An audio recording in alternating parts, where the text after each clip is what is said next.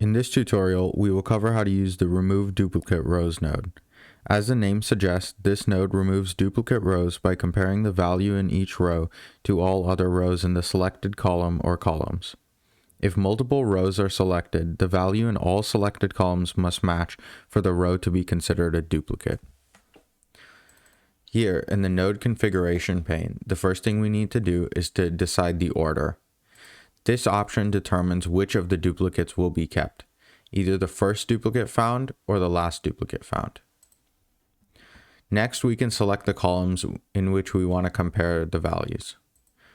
In this case, we will select the column C1. Now this workflow is ready to execute.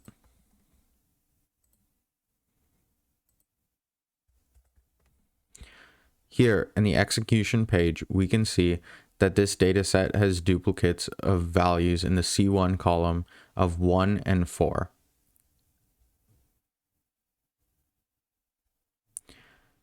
After we remove the duplicate rows, we now only have one row with the value 1 and one row with the value 4. These are the first rows that were found with these values.